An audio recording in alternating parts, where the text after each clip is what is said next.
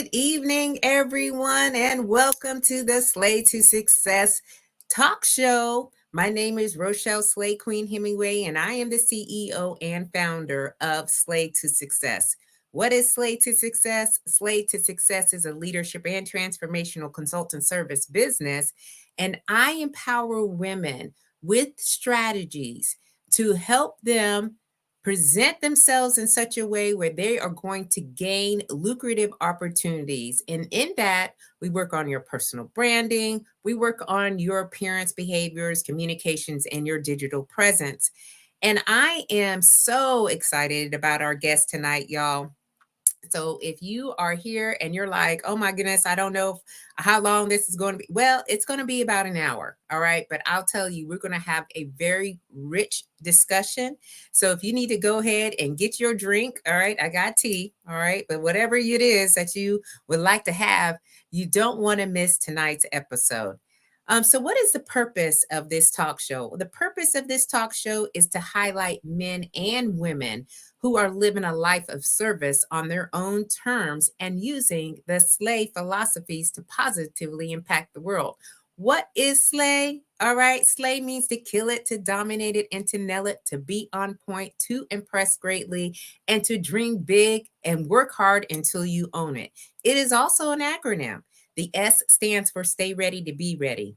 L stands for lead out loud. A stands for a sense of community, a sense of family, and Y stands for you are built to last. These are life and leadership philosophies that you can implement in your everyday life to achieve your desired success. And so, if you are here with us tonight, first of all, I want to say thank you for being here on the live show tonight. Please go ahead and put into the comments who you are and where you're streaming in from, so that way I can make sure I give you the proper shout out for taking the time out, because you did not have to stop in here. All right. So if you're here live with us tonight, I would love to be able to shout you out and make sure that you are being seen. Okay. Because that is the name of this game here tonight. So, y'all, we're just going to take care of a few things before we get on to tonight's show. Number one, all right, I'm going to bring up what are the next event for Slay to Success is, and that is your Elevate Your Presence Next Level seminar. This is tomorrow night. Well, excuse me, Tuesday night. All right, I got to get my dates right. This is on Tuesday night, March 26th at 8 p.m. Eastern Standard Time, and we're going to have it on Zoom. And if you don't know what exactly Elevate Your Presence is, you can go to my website. I actually have it on the website. You can watch the first version. But this version here, we are going to take it up a notch. We're going to be talking about your personal branding style. We're going to be talking about your networking etiquette. We're talking about creating your 30-second commercial pitch, as well as looking at your LinkedIn profile, okay? Because we want to make sure that your LinkedIn profile is set up in such a way that you will be able to gain opportunities. So if you are a speaker, if you are a consultant, if you are a coach, if you aspire to be an author, if any of these things resonate with you, you don't want to miss out on this session. So how can you secure your seat? Well, you can go to www.slaytosuccess.com. All right. And this is the QR scan code as well. If you are on your laptop and you have your phone beside you, you can go ahead and scan the code and you could see what that course it offers. And I would love to see you on Tuesday night. We have a few more seats, so do not miss an opportunity. All right, because this is an opportunity for you to elevate your presence so that way you can succeed as in your business, in your career, or in your life. All right, so I think I've got all of the housekeeping, all right, squared away. So again, if you are here, welcome. And please just go ahead and let us know where you're coming in from. Hey, Chevy, how are you tonight? Thank you so much, my queen, for being here tonight. So y'all, okay, let's just get started into this conversation here. So tonight, my guest, y'all, he is pursuing a life of self-discovery.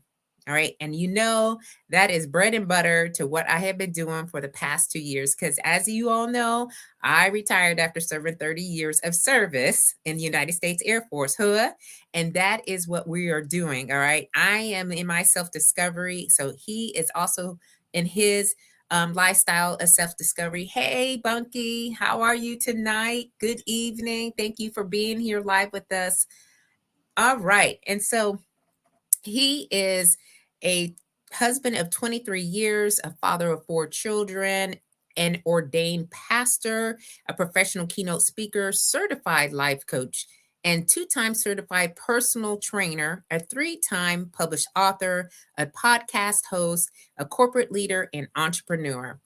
And he has his life story that exemplifies the radical transformation, sense of self-worth, and quality of life anyone can experience when they learn to see what they truly are. Well, he has extreme passion and transparency and has been captivating audiences for over 23 years. And through his thought-provoking yet universally relevant messages, Treveal has been known as the voice they listen to. He's also a trusted communicator in the corporate, church, and college communities. Treveal continues to present innovative ideas that spark the imagination, inspire the soul, and call for lasting life change. He is the founder of I Am the Possible, which is a company built on the philosophy that I and my possibilities are one and the same. Everything I hope to be tomorrow, I already am today. Treveal is committed to helping audiences see themselves in ways they've never imagined possible. So, without further ado, I will bring Treveal to the stage. So, hey, Hey. what's going on? Hey, what's happening? Oh my goodness. Thank you so much for that introduction. I appreciate that. Love the Absolutely. Yeah, love the energy. Love the energy. And listen, before we jump into anything, let me just before I forget, I certainly don't want to overlook it. Thank you so much for your service. Thank you for your service. Thank you for You're your welcome. service in that particular setting, and thank you for your continued service to all of humanity in and through what you do today. So I just wanted to make sure that I got that squared away. Wanted to honor you and to bless you first and foremost, and to say thank you for allowing me to be on your platform and to share this moment with you. So thank you so much. Yes, well, thank you. I am very proud of my service, as I have a lot of Yeah. other proud veterans that are here with us tonight. Yes. Um, And you're right, it's a time of service, and I think Mhm. that both of us are in the season where we're just giving back and paying it forward as much as we can. Yes. And it makes us better people, right? It It does. only it makes us better, and it makes the people around us better. So, and I'm also grateful for the opportunity that Mhm. you gave me about a few weeks ago to be on your podcast. Yeah. And so, we've already had a discussion, but it was about me. All right. So, Right. but Yeah. now it's all about you. Right. Okay. It's all about you. Mhm. Okay. So, you sent me your bio, Mhm. and we didn't talk about any of the journey, if you will, um, that you have gone through. But I did Mhm. push it out, in the bio where everybody can kind of see it. But I want us to talk through that in our own way here and have it like a very serious, not too serious, but Mhm. serious enough to get the gravity of what your journey Yeah. looked like years and years ago. So Mm. let's just start there and then we'll just roll with wherever we go. Right, right. It's funny that you brought that up because I have a shirt that I was gonna wear. I was gonna wear it. And see, that's why you should always listen to that little voice inside. That Mhm. little voice knows, that little spirit inside knows. But the shirt, just to kind of frame my background, the shirt says I'm sorry, possible over probable. Possible over probable. Mm, And I wanted to tweak it, so I did a reorder because I wanted to put what was the true life story, the possible from the probable, or to the possible from the probable, right. something along those lines. Because I had a friend when I relocated out here to Southern California. He since passed away, but one of the things that he would always tell me whenever we would hang out, his name was JJ, Jeff Johnson. He used to take me out for dinner all the time, and we just hang out. And towards the end of his life, I was, as you mentioned earlier, I was, a personal trainer. And so I was starting to take him to the gym and trying to get him healthy and things, such as that. And he Yeah. would always say something. He would always say, Treveal, you're not supposed to be here. Hmm. He would say that every time we would get together. But it was actually a term of endearment. Yeah. It was a compliment. It Yeah. wasn't, you're not supposed to be here. But he would say, man, your story, bruh, you're not supposed to be here. Because he worked in the correctional, I forgot exactly what he was, but he worked with kids who had Mm-hmm. troubled pasts, Yeah. and he was like a correctional officer, whatnot. And he was in like one of those boys' homes where, you got to get rough, and kind of straighten up these young guys. And he saw so many young brothers going down the wrong path and ending up in these homes, or, ending up in jail. And so he had some context, he had some background. And I say that because that really summarizes my life. And that's why Mm-hmm. that's a part of why I believe God gave me the vision and the inspiration for I Am Possible, because I truly should have been a victim of the probable. Mm. Treveal, you know, based upon your background, it's probably likely that you're going to go to jail. Right. And I did a couple of times. You're probably going to end up dead. And I almost did 3 times. You're probably going to have a child out of wedlock, and the mother's going to be a teen mom. And I did, right? So Mm-hmm. all of these things, right, that we can dive into a little later is this idea of I should have been really worse off, and I should have never made it to this moment that I'm sharing with you right now. Um, but just to give you kind of a quick little overview of my background, um, I was born in Chicago, Illinois. I stayed there until I was 7 years old. And my grandmother, who was the patriarch of the family at that time, and she was really the leader of the home, Mm-hmm. even though my mother stayed with her, my mother had me at 16. So she was still a baby herself, right? And Right. so she relocated us to Toledo, Ohio. And when she did that, that separated me from my father. Mm. So that's kind of how things began. Yes, I'm that typical black guy that grew up in the hood and I didn't have a father. Right. Though I'm reconciled to my father today and we have an amazing relationship, in my formative years, I didn't have a father. So Mm. anyone that's listening or watching that can relate to growing up and not having that father figure, not having that role model, not having someone in your life to affirm you, Yeah. and to speak into your life, Yeah. that was me. And then my mother, she quickly got into drugs and alcohol. And for the majority of her life, she, was a drug addict and an alcoholic. And so she Mm. couldn't raise me. She just didn't have the capacity to raise me. So I lived with my grandmother. And so I grew up, as one without his father and, one without his mother. And that's really the foundation for all of the dysregulation, the emotional imbalances, the emotional trauma and drama that I went through. And that kind of started me on the path of, getting to the point, and I'm sure that we'll get to that story at some point today, where I had zero worth and zero value as much as I was concerned. And so I was ready to die. But Mm. that's kind of the early parts of kind of how things began for me. Yeah, and I know that our audience, there are some people who will be listening to this, and who may have gone, to something similar, through something similar that you have. Okay. Um, and I'm always interested in other people's perspectives and their journey and the path that they had. And you're talking about the emotional trauma and the drama around not having a mother figure, not having a father figure around you, and to points where you could see the symptoms, all right, the effects of not having the people that we know can affect your ability to be a man. Right. That's just where we're at, and Right. and so you talked about, some of the effects was, you grew up overweight. Mm-hmm. Mm-hmm. You said that you were stuttering. Mm-hmm. Oh you yeah. know, and being bullied, Mm-hmm. being molested. Mm-hmm. So, you know, that what type of defensive mechanisms were Right. you putting in place? Because I feel like you have to be done something. There is some behaviors that you were exhibiting to kind of protect yourself. Right. As I look back, I know one of my greatest defense mechanisms was just isolation.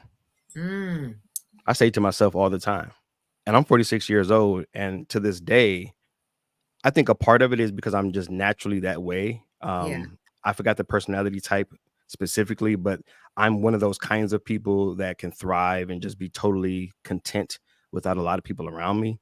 Mm-hmm. But I can also identify that early on, that was definitely one of the things that I did to guard myself. Mm. Was I just went home and locked myself in, right? Ah, Because if they're bullying me out in the streets, yeah. well, if I'm in my home Right. locked away, then the bullying stops. If, you know, with my mother, witnessing not only the drugs and the alcohol, but one thing that I rarely get into, but was certainly one of the things that led to a lot of the trauma, was watching my mother physically abused all of Mm. her life. Oh, I'm wow. talking, I'm talking all of it, like up Oh, until the point where she passed away. It was she. I always tell people, I said my mom could not find a decent dude. Like she was a magnet for the cat that was gonna punch her in the eye. She was a magnet. And I know that there's a lot that she had to go through and things that, that led to her being that way, right? Now that I'm studied and learned and all this other stuff. So I right. know kind of what got her to that point. But as a child growing up, I don't understand any of those things. Right. All I know is I'm seeing mama coming down the street, with a black eye, with a busted lip, being in the crack house with her and her, boyfriend, and they're buying crack, and you're listening to him beat up on your mama in the other room, and you're Ah, hearing this as a child, and you in a crack house as a yeah. child, right? So I'm like all jacked up, Yeah. So I'm like, I don't know what's going on. I certainly don't know how to, make it stop, and I don't have the capacity mentally, emotionally, psychologically to even somewhat make sense of any of this. And I certainly Yeah. couldn't, and then I couldn't protect myself. So for me, it was just isolation. Just leave me alone, let me be. I was a latchkey kid as well. My grandmother that raised me, she was a seamstress full time, Mm. and she was a registered nurse third shift. So I would come home, well, third or second, whatever the shift was when I got out of school, Yeah. dinner was just waiting on me and she was already gone. So Right. whatever that shift was, Right. so I just spent a lot of time, A, totally by myself, and B, in here. I have a Mm. crazy imagination. Oh, wow. I have a crazy imagination. I live in the imaginary. But now, as a grown man and knowing what I know, I leverage it and I love it. But back then, it was an escape mechanism. Yeah. I Yeah. could totally see that. And one of Yeah. our audience members, Glenn Roy, he's on here, and he Okay. said being an introvert is definitely a defense mechanism that protects a person from bullying. Yeah. I understand this personally.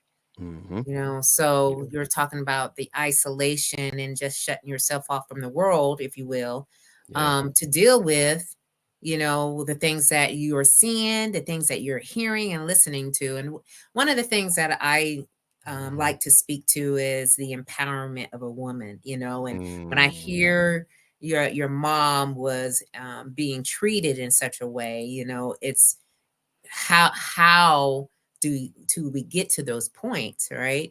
And it's mm-hmm. very easy when you are influenced by people who are controlling, and you know they kind of rule your life, if you Mm, will, and that's all you know. yep. Yeah. Yep. So I totally understand and empathize with what you're going through. I haven't been through that personally, but I could just see and hear Mm, how that would affect your life in yeah. its entirety. And so Mm-hmm. you talked about, you know, your mom being addicted to drugs, but you also Yeah. were addicted to drugs and alcohol. Oh yeah. Oh yeah. Yeah. And So go ahead. yeah, I mean, yeah, no, that's how that go. It's like, well, I'm seeing her, right? One, Right. I have a great example, right, of something so destructive, right? Been seeing it since I was 7 or 8 years old, seeing crack, seeing cocaine, seeing weed, opium, whatever else they were using back in them days. And Mm-hmm. so, no, so for me, because I always talk to my wife about this, it's funny, like growing up in the hood and growing up in that environment, it was commonplace. Mm. It didn't seem strange. Like after a while, oh, violence, that's normal. Oh, drugs, that's normal. Oh, Right. this what we doing right here. Oh, this is actually normal life. So when I was 16, no, I'm sorry, 14, because that's when you enter high school. Uh-huh. My first day, my first day in high school. I ain't talking about my second day. I'm talking about my literal day number one, fresh out of middle school.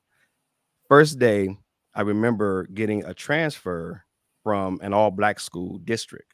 So I lived on the other side of town, but some of Mm-hmm. my homies lived on the east side of town, which was more Hispanic, white, and black. And Mm-hmm. one thing, and I don't know where this came from, but I remember going to my grandmother and telling her the world ain't just black. So I don't want to Mm. go to no all black high school. Like, Mm. why would I go to an all black high school when the world ain't all black? Like, I just want to go hang out with everybody, right? So from an early age, for whatever reason, I had this now full circle. I see God was Right. already working in my heart to have a love for humanity, not just Mm. any one, group. So anyway, Right. long story short, I get there first day of high school. So we walk like 5 or 6 miles to high school. Like that was my personal sacrifice. Like she said, okay, well, I'm gonna get you to out of school, out of district transfer, but you're gonna have to walk. So when I walked, I got there and there was some homeboys across the street at the gas station. And one of my friends were with them. So I crossed the street, we talking, but they smoking weed. Mm-hmm. They pass it to me. Mm. I just take it. Mm-hmm. I didn't stop smoking weed till I got saved. Mm. And we can get into this later on if you want to, but Yeah. 2 years into being saved, Holy Yeah. Ghost filled, going to church, serving in multiple ministries, I was still smoking weed. Mm-hmm. I was just smoking weed all the way through. Right. Right. So weed had me. Like I was addicted to weed and opium. Like I was a straight up addict. And people say, oh man, weed, man. No, that's the lesser drug, man. You can't be hooked on weed. Yes, you can. You can be hooked on anything that dominates your life. You can be hooked on anything that you give your life over to. Yeah. So I didn't know no other way. So yeah, drinking wasn't that big. I didn't care too much about drinking, but I would do it because just peer pressure. Everybody else was doing it. Everybody else doing it, but weed was my thing. Yeah. Smoking weed and lacing it with opium was my thing. Wow. Yeah. Yeah. It's really, again, the product of our environments and Yeah. how they shape us, Yeah. to do those types of things. And we see other people doing it, so we Mm, just kind of do it too. right. And then, you get to a point where you're just like, is this all I got? Is this all I'm going to Mhm. ever be? Is this what my life is going to be for the rest Right. of my years? And when you say you got saved and then you were still smoking marijuana, Mhm. right?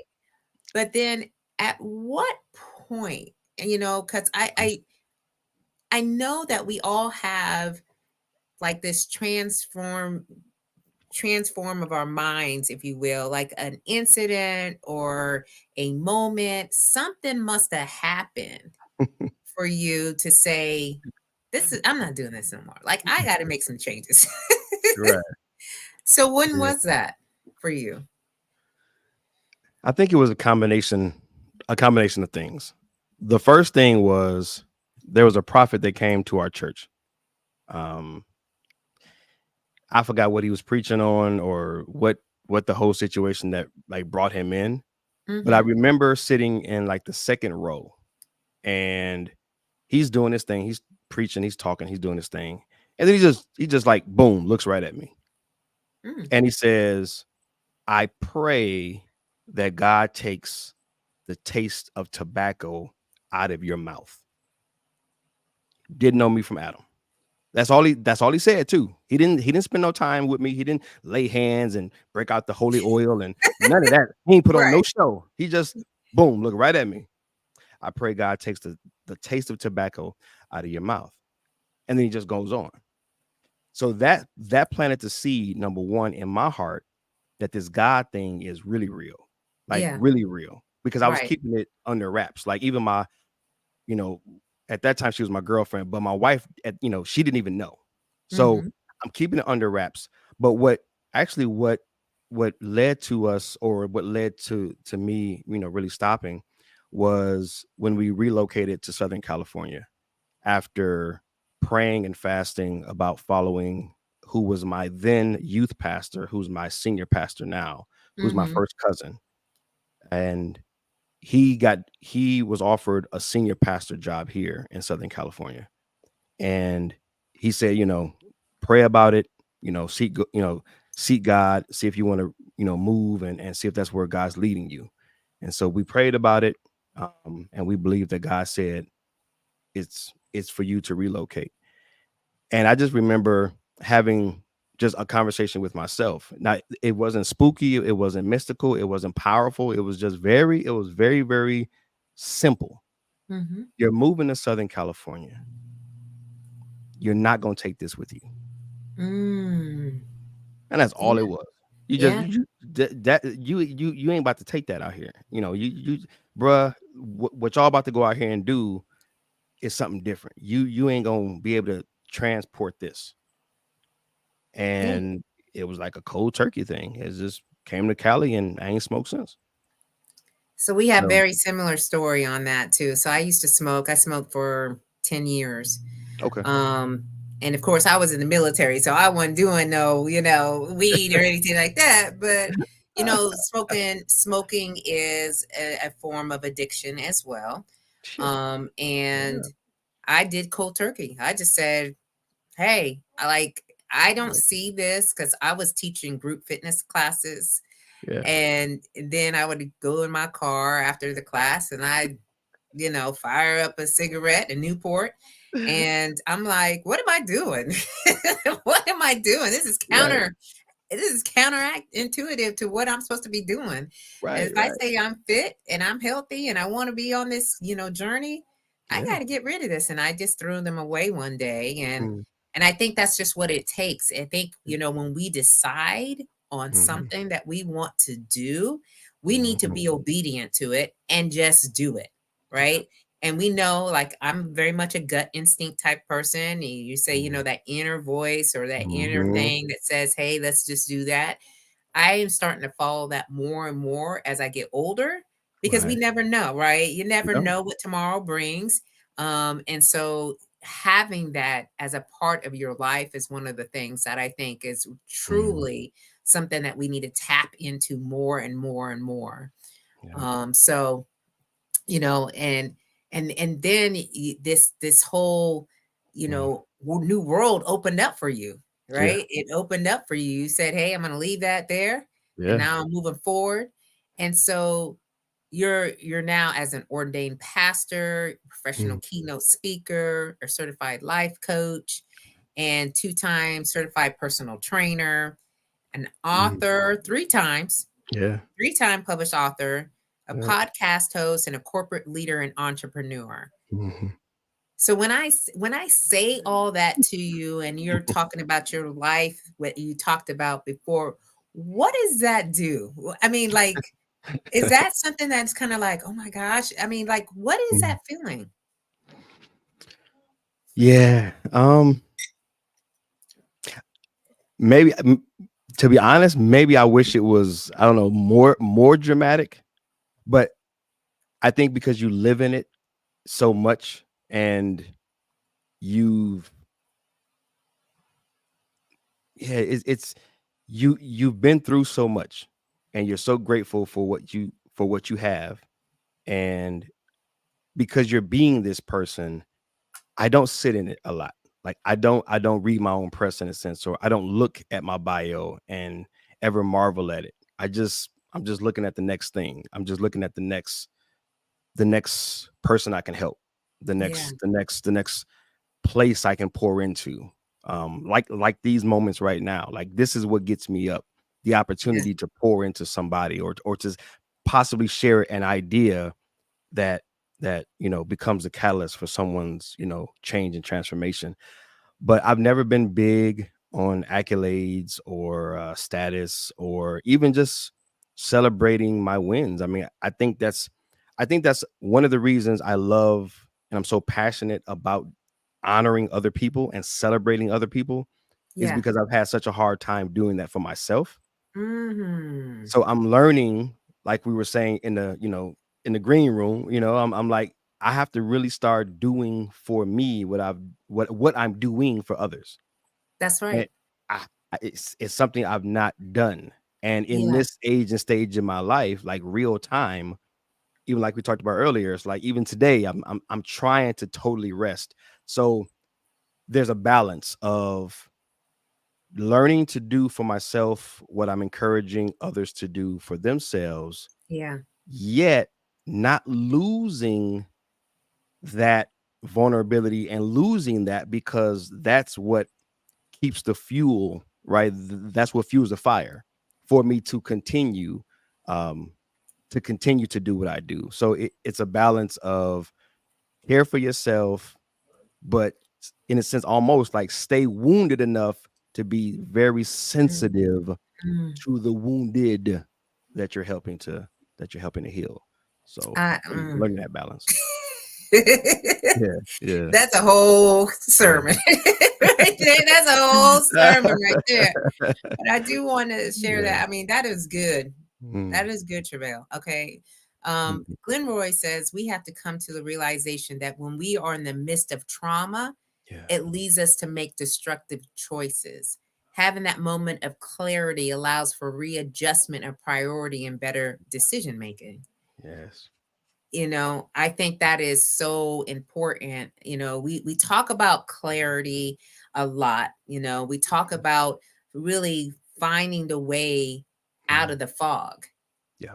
and getting to the Mhm. point where we can decide for ourselves what is better for us, Mm, right? And what is better for the people that are around us. that's right. That's right. So, and I Mhm. also have Charlene's here. Hey, Slay. Hey, hey. All right. Hey, Charlene, how you doing? Thank you so much for stopping in tonight. This has been a really great conversation so far. So if you missed out anybody's, coming in a little bit later, that's okay. It'll be here for you to go back to the replay. But I tell you what, it's a really good conversation that we're having tonight. Mm, And Glenn Roy says, staying wounded enough to have empathy. yeah. Absolutely. Yeah. And Buddy on here preaching this evening. Ah, salute to you, Right. man. Appreciate that. Thank you. Oh my goodness. So and I like that perspective when you say, staying wounded in your own things that you got going on or what you've been through so Mhm. that you can help the wounded. Yeah. And I think that's when we as mentors or coaches or consultants or Mhm. those that have decided to walk this path where we are helping other people, we all have this somewhat in us, Yes. right? We've Yes. been through things. We've Mhm. been through some things and we don't want anyone else to feel that necessarily, Right. so I think Mhm. that is important for us to stay true. And then where did you get this sense of self-worth? I mean, Mm, you're telling me the story, mhm. because when you grow up overweight, which we Right. both have, Mhm. Right. we've both been in through that journey. When Mhm. you grow up overweight, there is a lack of self-worth or a lowered level of self-worth that you have, right? Right. And then, you talk about stuttering and being bullied and being molested, those types of things could Mhm. really bring you all the way down. So where did you start to find your sense of self-worth? Mhm.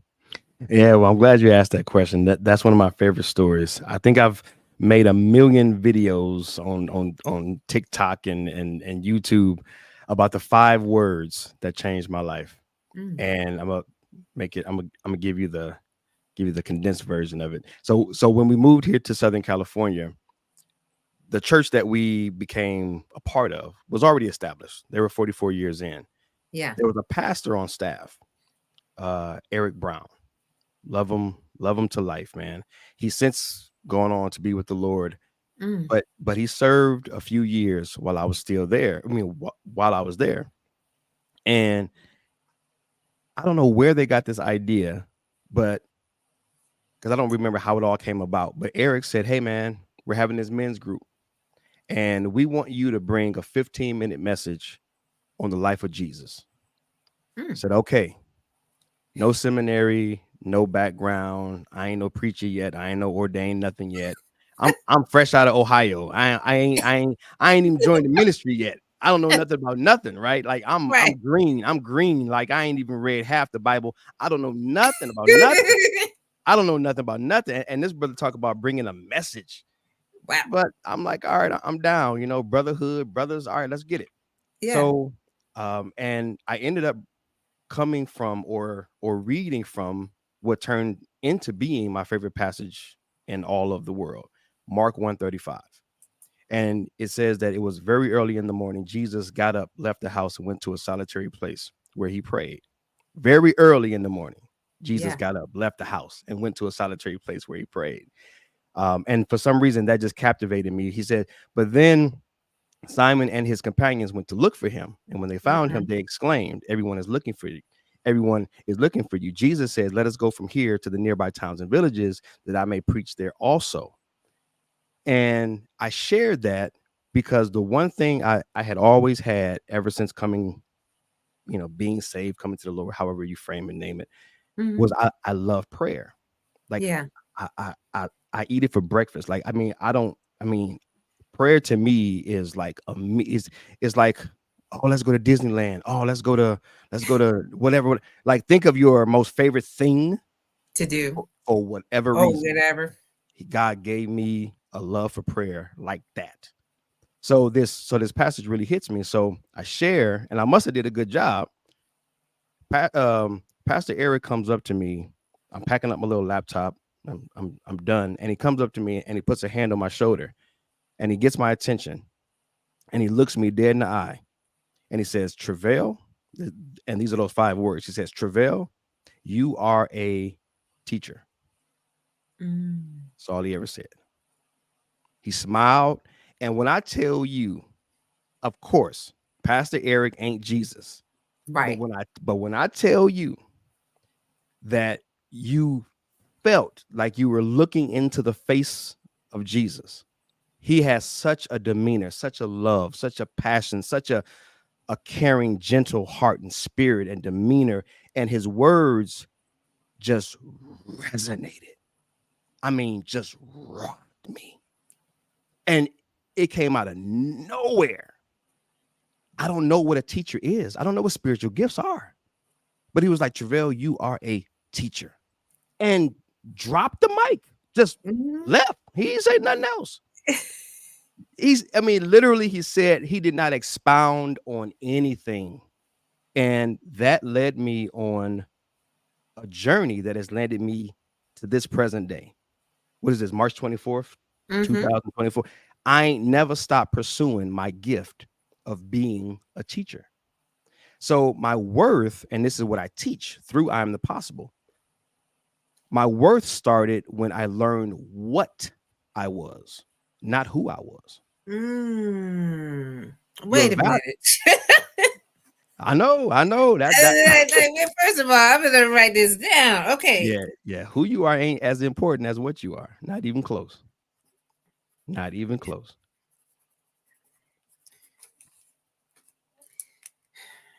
He told me what I was. See, what you are is your value. I always tell people there's 3 elements to the human existence: the who you are, the what you are, the why you are. Who you are is your identity, but what you are is your investment into society.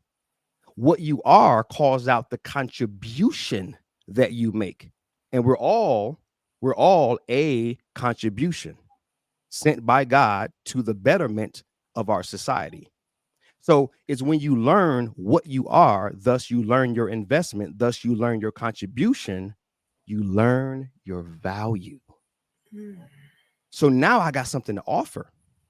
Did they pick on me when I was fat and overweight? Yup, but I got something to offer. Did my mama smoke crack and drink? Yeah, but I got something to offer. Was my daddy not there in my formative years? Yeah, but I got something to offer.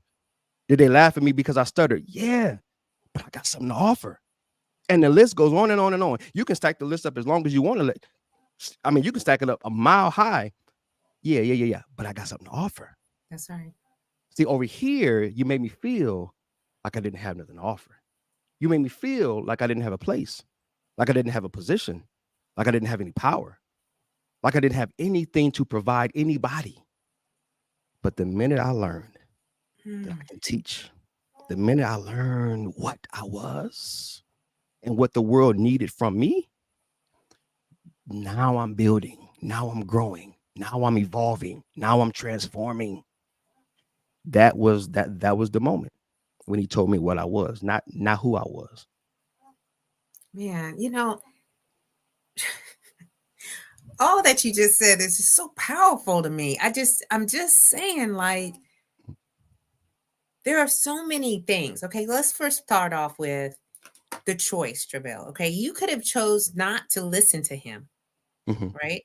And not follow through to what he was sharing with you, like, you are a teacher, and went another way, and maybe not have found you being settled, to what you're supposed to be doing. Right. And when you know what you're supposed to be doing, and this speaks to anybody. I mean, like, what you're sharing is not just for, certain groups of individuals. This is for anybody.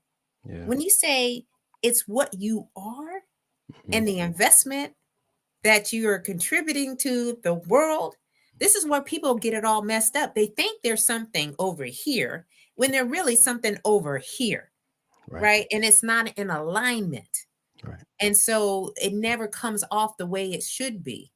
And they wonder why they're struggling so hard, So, like, the things that you just shared, I know a lot of people are kind of like I am, like, this is it right here, right? So when you found your sense of self-worth and you knew your value and you knew what you were supposed to be doing, this is why when we speak to all the things that all your accomplishments, if you will, they probably come to you like second nature. They don't, these aren't things that are hard for you to be doing. So there's two answers to that. One, you're absolutely right. They're not hard yet, because I just want to make sure if anyone's watching or listening, they're not hard. They come to me really easy. The hard part or the work part or the effort part is caring so much about other people that I don't take that gift for granted and say, oh, I got the gift, so just sign me up for the next keynote. Oh, I got the gift, sign me up for the next this or that. No, I take every single engagement opportunity as if it was my first and as if it was my last. And so I perfect it on a daily basis. There are some things that I just can't get over or get by because of just, I think, and I don't know if it even relates to the whole thorn in your side type of thing, right? Yeah. But even as we're speaking, right, I still get caught up on words and I still kind of get tongue tied, every once in a while. But you know why? I love that he never took it away completely. Yeah. Because I leverage all of my flaws to tell people, don't you dare make your flaw the reason you can't do what God's called you to do. I'm a stuttering keynote speaker, pastor, podcast host, go live on any social media platform person, right? I'm a mentor. I'm a facilitator. All I do is communicate. Everything that you named in my bio. Yeah. The common thread is they're all channels of communication. They are. I'm God's voice. I'm God's voice. I speak. I'm his vessel, right? So I'm glad that he doesn't take everything away, right? Because there's some people out there that's stuttering today, that's overweight today, that don't like certain things about themselves today, and I can still show up on that stage or podcast or interview and say, hey, look at me. Look at somebody who can identify with his flaws, totally accept and engage in that, and then say, yet that only makes me a greater this over Yeah. here. Because there's some people, they ain't never had no problem speaking. Ain't Yeah. never had no problem speaking. Yeah.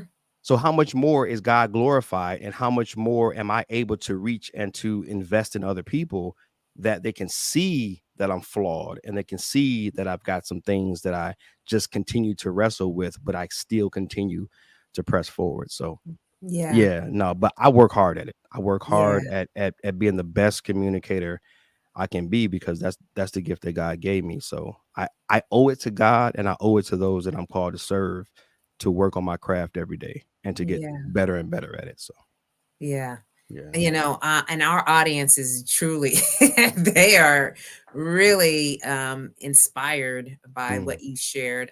Glenn Roy, he said, we must find the ability to pull from the experience of our own pain to be able to be of help to those that are in the midst of painful moments in life. Yes. He Yes. also shared that this goes to realization many are called, but few are chosen. He received the call for men's group and was chosen to bring a message. The scripture unfolded in that moment. Yeah. And then lastly, he said, he just dropped another nugget. Do everything within your gift wheelhouse as if it is your first time, but also do it as it is your last time. Yeah.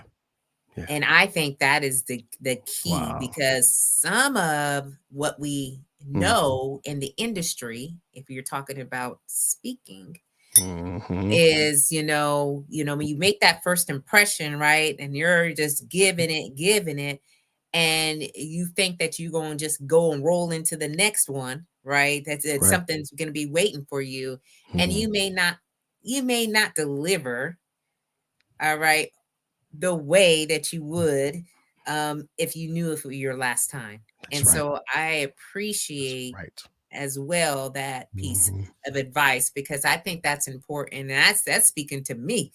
Like, I go in there, I'm like, you do it like as if this is the first and the last time, Yeah. and speaking that more into that, so that way, again, it humbles you, and it also gives you the ability to practice, like you Yeah. said, and practice and find more ways to deliver the message, so that way you can connect to the audience, and as well as to give them something that they can use, to Yeah. implement in their life.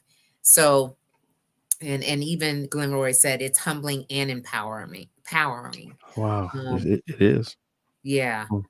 So, Mm. okay, so we done talked a little bit about, I mean, the transformation that you had in your life, if you will, Yeah. sense of self-worth.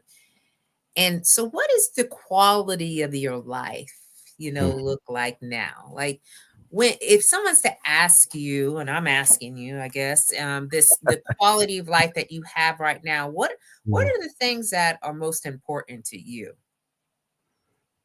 The first thing that comes to mind is rest. Mm, That the soul be at rest. That the soul be regulated.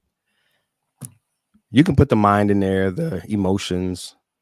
I love, for me, the most important thing in terms of what I work with people on, and I champion and really advocate, is the interpersonal mhm. communication. What I see in myself and what I say to myself. Those are the two most important things. What I see in myself and what I say to myself. And there's a rule called the 93-7 rule that says that 93% of successful communication is nonverbal. Yep. So it means that what you see in yourself, and this is why this is my little best friend right here, what you see in Yep. yourself. See, you didn't see that one coming, did you? No, No, no, but that's good. yeah, I like no, that visual. yeah, that's my best friend. I would say, self-discovery, man. What do Mhm. you see? But 93% of what you see is what's getting through to you, and only 7% is getting through to you. So when we talk about, communication within oneself. John Maxwell says that, talking or speaking, that's getting out, but communication is getting through. So Right. you got to think 93% of what you see in yourself is the one that's actually getting through. So for me, the most important thing, my quality of life is determined by ensuring that what I see in myself and what I say to myself are healthy, regulating, calming, encouraging, empowering, and I can control that. Right. That's something that's within my control. I can't control what other people do, what other people say, how life goes, what comes my way, what doesn't. But I can control each and every morning how I feel about myself. You Mhm. know, I've got those resources. I've got my certification. I've got my education. I've got the word of God. I've got, years of confirmation from those around me. That's valuable information that I can continue to feed myself with, to say, no matter what this outside world presents or looks like or attempts to make me feel like, what I can do is I can create a calm within me. And so to me, that's the most important thing. That, to me, that is the quality of life. It's how do I feel on a consistent basis Yeah. about me, because if I can control the way I feel about me, then what that does is it helps to control how I feel about the world. So Mm. I always start with me. I forgot the person that said it, but they said the attitude in which one has for the world is determined by the attitude um, one has for themselves. So Mhm. it's this idea, like, you get good within you, then Yep. you're able to really love on other people. So I for me, that's the number one absolutely thing. agree. Yeah, I absolutely agree with that too. Hmm. Because, I don't know, the world sometimes has an appetite for, people to not show up in the best version of themselves, if you will. Yeah. you know? And Hmm. so, and I think a lot of that is how they feel about themselves, You all it is. you Yeah. know? Yeah. And like you said, you can't control how they come at you, No. but you can control how you come at them. Yeah. And you don't know what someone's story is. Now, there are some folks around here that I would say that they probably need a Mhm. little bit more help than others, Yeah. when it comes to that. But, on a regular, sometimes we want to get back at, like Yeah. we want to make sure that, we say something to kind of get back at them and right away. And we're just battling with ourselves. That's it. That's it. And it takes a lot of work. 'Cause when we talk about the inner work, Hmm. a lot of people don't want to do that work No. No. because that then showcases, there's a lot of things that come out. We're layered individuals, right? We have a Hmm. lot of stories, we have a lot of emotion, there's a lot of experiences and things that have happened in our lives. Hmm. And if we unveil those pieces of ourselves, Right. they can look really, really ugly. Hmm. you Hmm. know Yeah. and then Yeah. we can start thinking to ourselves, well, if this is what I'm supposed to be, right? If I Mm. went through all this stuff, this is exactly Right. how I'm supposed to be, Hmm. right? But it's not true. No. No. It's not true. And something that you said earlier about, we can't control how they come at us, Yeah. but we can control, and this is something else that I'm really passionate about. We can't control how people come at us, but we can control, and which is most importantly, how we come at ourselves. Hmm. And that's the game changer. Because I mean, this is your platform. You can say some really ugly things to me right now. Yeah. I can't control what you say to me, Right. but I do control whether or not I adopt it. Mm. And that was my story, right? That was the point that we kind of didn't get to, was that one of the things that we tend to do when we don't know the you are a teacher yet, because that was at 2023 or so, right?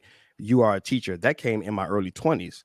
Well, all of the from 7 to 23, if the world is telling me that you're worthless, and my circumstances and my situations are saying that you're worthless, and I don't have anything to counterbalance that. Mm-hmm. That's the steady diet that I'm being fed. Yeah. You're not worth anything because your mama ain't with you, your daddy ain't with you, your grandmama halfway there, and look at what they're saying to you, look at what they're doing to you. All of that evidence Mm-hmm. that you're not worth anything, there's no counterbalance, right? So Right. what happens is after a while, you adopt it, just like you adopt a child. You go to a foster home, kids all around, they looking for a home, they ain't got nowhere to be. You come in, you qualify, you have the capacity to take them in, right? So, okay, well, in my formative years, I had the capacity to take in all of those negative thoughts and all of those stereotypes and just everything that they were saying and doing to me. So I began to adopt it. And once Mm-hmm. I adopt it, here's where it gets really rough. I no longer need you to say anything. I'm bought in now. Y'all can go away. And this is where we get into that childhood scars, the childhood me, all of those problems when I'm 46 years old, but I'm still, dying because, dying on the inside as the 7-year-old me because they went away. That stuff ain't even happening no more. But you're still punishing yourself as if it was happening in real time because you adopted it. You brought them in and they took residence within you.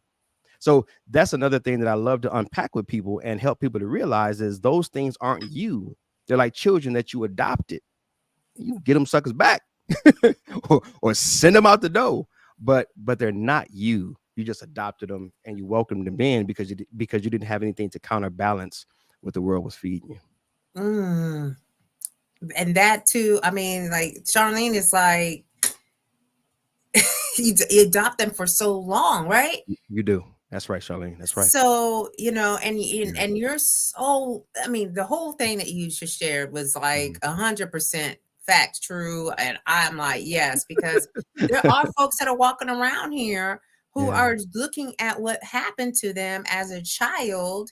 Right. And that's when we get into the victim mentality, Yeah. right? And they don't want to come out of that because it's safer for them, as they see, to stay in that state, Yeah. Yeah. you That's know? right. And so and then you said it takes residence inside of you for so long that you Mm-hmm. don't know how to operate, you don't know how to function, No. in reality. Right. Right. You don't know how And to separate it either. yeah, and that is exactly like I know because I do have some affiliation, if you will, with individuals that are going through these types of things, and Mm-hmm. you can't have a conversation with these people, you can't have a relationship with these individuals, a healthy one at that, Right. right? Because then Right. it's when we get into the toxic relationships, and that's how we kind of form the narrative and the Right. behaviors that we choose to do. So yeah, like, this is something that we could like Mm. stay on for a while, and I'm okay. Are you okay with the Yeah. time? Yeah. I mean, As we're I got going, time. okay, all Yeah, I'm right, good. because I want to go over a couple of things that was brought up earlier. So Glenroy said people don't want to do the self work because it makes them look at their wounds in totality, meaning Yeah. they have to look at self inflicted wounds that have disturbed our journeys and our peace. Right. Right. And So can I um, speak to that real quick? yeah. Yeah. Okay, go ahead. Go ahead. No, Go no, ahead. okay, yeah, okay. So keep that up real quick. Yeah. So Yeah. that I love that he said that because this is something that I was just talking to a young man that I mentor. That's on the come up here. I'm excited about what God is doing in his life, and so we were talking yesterday about an up and coming podcast that we're helping him to build, and so we were talking about how the most empowering thing that I think that I can help people to do is do just this, right? Look at the wounds, look at the self-inflicted wounds, look at the disturbing things, right, on our journey and peace, right? Or things that have disturbed our journey and our peace. And what I was sharing with him was when you learn how you work, one of the greatest revelations that can happen for a person is understanding that that they're not those things that that will come up when you do that inner work. Like there is a literal separation. You're not your thoughts, you're just Mhm. having them. You're not your Mhm. actions, you just did those things. Like there is a literal separation between you and everything that kind of comes from you. But the most important thing is learning that when you learn how you work, you're able to give yourself a new kind of grace. And that new Mm. kind of grace is, if I was to ask you, Rochelle, um, have you ever made a magnifying glass? No, Never in your life. Never. You never in my sure? life. I'm Okay. Now, what if positive. I came to you and I said, hey, sister, tonight when we get off this broadcast, I'm gonna need you to make 5 of these, and I'm gonna need you to have these to me in the morning. Hmm. What you gonna do? What you gonna say? I'm gonna go into Google. I'm gonna look to see. I'm gonna try to see if I can. Uh You know huh. what I mean? I'm Uh gonna huh. at least try. Okay. Now come tomorrow morning and you didn't produce 5 of these, and I came to you and I said, "Hey, where's my 5?" And you said, "I ain't got them." What would you say to me if I asked you like, "Where's my 5?" and you said, "I don't have them," and Yeah, I said, "Well, I expected these 5 from you." What would you say in response? "Hey, I expected these 5 from you." What would you say to me? I'm sorry, but I just can't get it. See That's how them that's shoulders what went I up? was gonna say. Right. Now, you see how you naturally responded? Shoulders went up, hands went up, like it was as if your body language, right? Remember earlier we're talking about Yeah, 93% yeah, yeah. We talk about 93% of that. communication, right? Is Yeah, nonverbal. Basically, you were saying, bruh, what do you want me to do? right. What do you want from me? Come on, dog. I ain't never made no freaking magnifying. What you want, dog? Now put that Got in it. the context when you start to do inner work and you start to see all the mistakes that you made. Hmm. Put that into inner work and start to think about all the things that you wish you would have done, should have done, could have done, and how over all these years you've punished yourself and punished yourself and punished yourself and condemned yourself and criticized yourself and compared yourself because you never did the right thing. You never said the right words. You never showed up how you wanted to show up. Well, guess what? Showing up how you want to show up, doing what you're supposed to do, saying what you're supposed to say, that is a skill. And you never learned it. You Mm. didn't learn it. That's just like me saying, sister, do something for me that you ain't never learned. You're right. Right. Why? How dare I demand that of you? Now, here's the real catch. How dare I demand that of you? And how dare you start to demand that of yourself? Mm. You're right. I didn't give you 5. I suck. I'm horrible.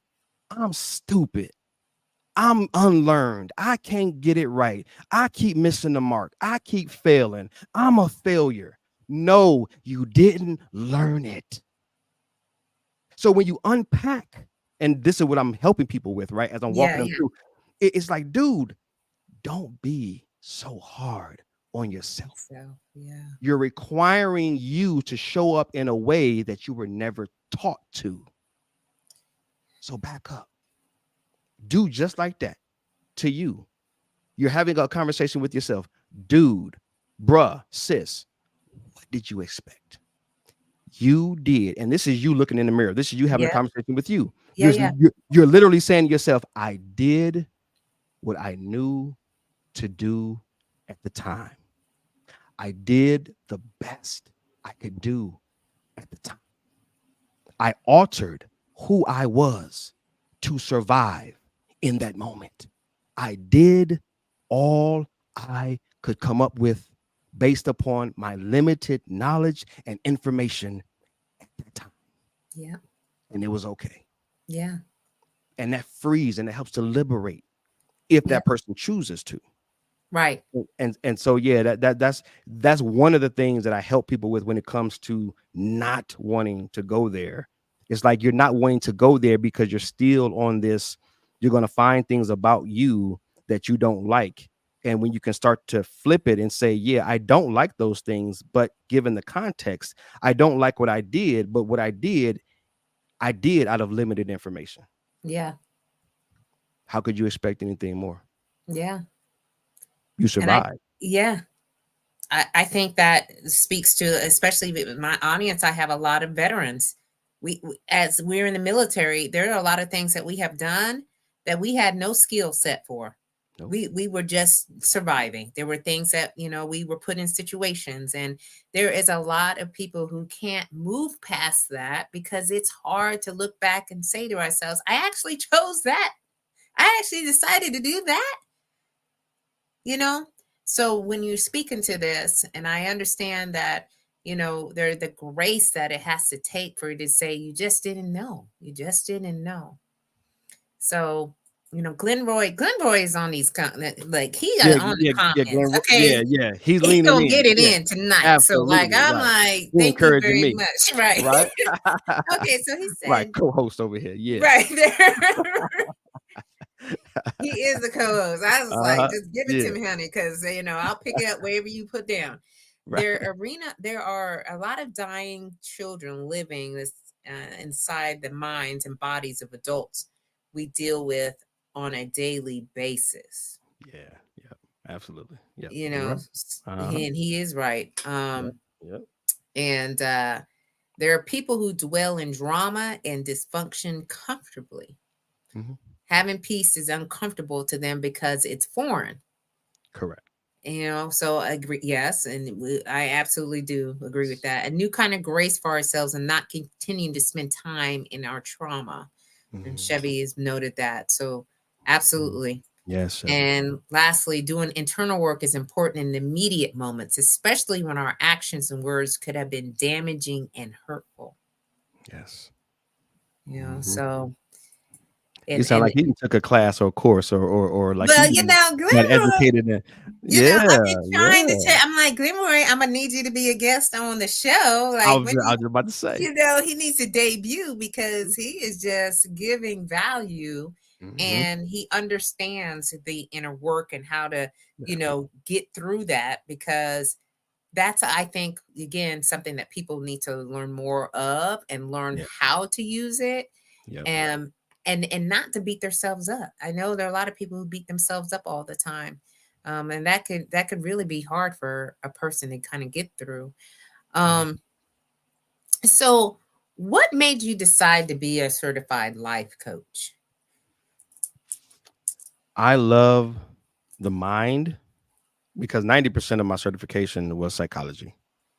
So it was through my mindset coach. So I have a mindset coach personally that I've been working with for years, and he and a partner of his started a private company and practice, and they started to certify others in the coaching industry. And so I joined his startup, company, and got certified because he had been previously certified through another company. And it was my fascination with the mind being the central, the command center basically of our lives, And so forgot the exact proverbs, but the word of God talks about, guarding your heart. Yeah. Guard your heart above all else, for life itself flows from your heart. You can look at the other scripture where it says, as a man thinks, so he is, as a man thinks truly in his heart, at the center of consciousness within himself, then that's Yeah. truly what makes that person that person. So years of scripture, years of observing myself and observing other people, and just being fascinated by the idea that the mind is something that controls everything else, but I can learn about the mind. Like it's not some foreign, spooky, mystical thing that's just controlling me and I just have to do its bidding. I can actually learn how it works so that I can, going back to your earlier question, improve my quality of life. Yeah. So that, to me, I am fascinated. I study, I read, I look. I mean, I don't know how many books I've purchased, how many courses I've taken, how much self study, and it's just it's a love for me to learn how people think, and then to help expose these things to what I like to say is, people who would never otherwise have been exposed to this information. And that was something I was telling I was telling the young guy I was mentoring yesterday was, hey man, people that look like us, bruh, and where we about to set up shop and start doing these community classes, Mm-hmm. they not reading these books, man. Mm-hmm. They not listening to these cats that we listening to. So if I can be that centerpiece, if I can be that go between, if I can be that, you know, middleman, that's the word I was Yeah. looking for. If I can be that middleman to information like emotional intelligence or interpersonal communication, soft skills, things such as that, that my community would never be exposed to through the educational system or through just their own personal, you know, self-learning. Yep. If I can help to establish that within my community, then I'm all for it. So I got certified so that I could be educated, so that I can know what the heck I'm talking about. And Yeah. so, you know, so I just wanted to really improve myself. And then if I can be an example of a improved life, then I can take that to the community and say, hey, look at me, look at my story. It's possible. It is possible. And here's the things that I learned that you guys may have never been exposed to.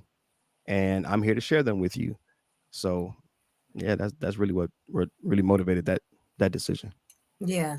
Yeah. Well, I know that you're definitely being a blessing Mhm. to your community because you definitely blessed us here with a lot of great information, insight, perspectives that we all can use and apply in our daily lives. Mhm. And so, as we are going to close this out for tonight, what are your lasting thoughts that you want to share with the audience tonight?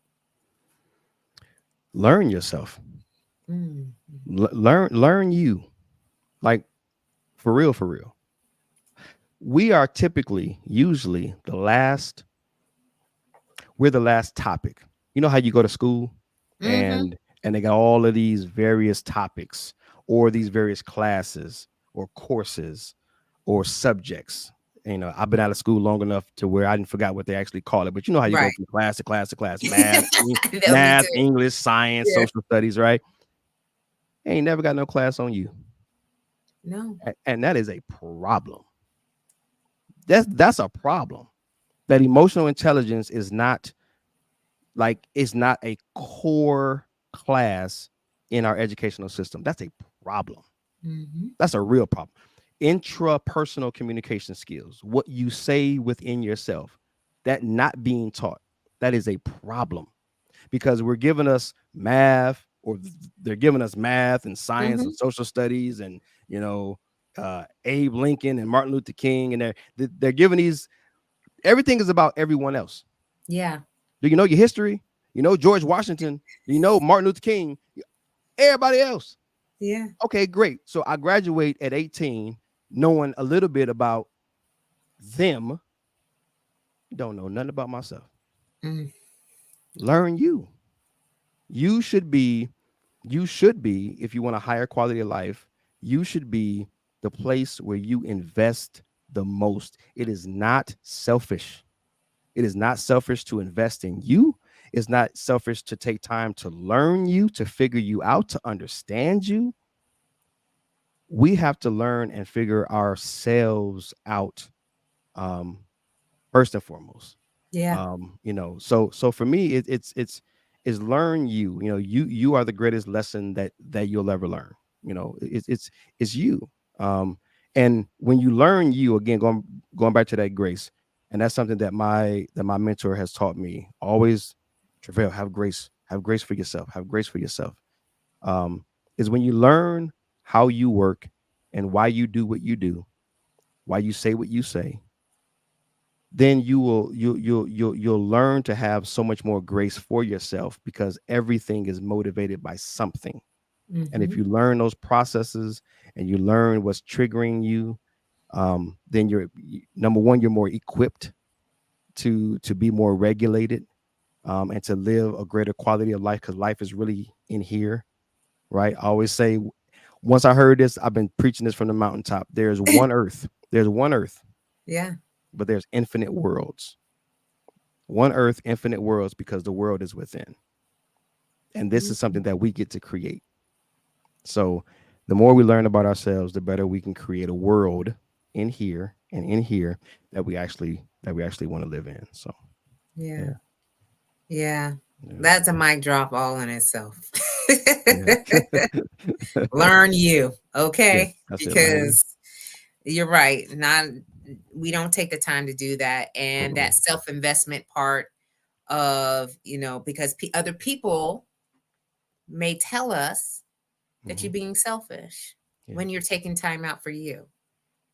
And I like to take care of myself, and I make myself a priority, because if I don't take care of me, Mm-hmm. what's going to happen is I'm not going to be able to show up to take Nope. care of you.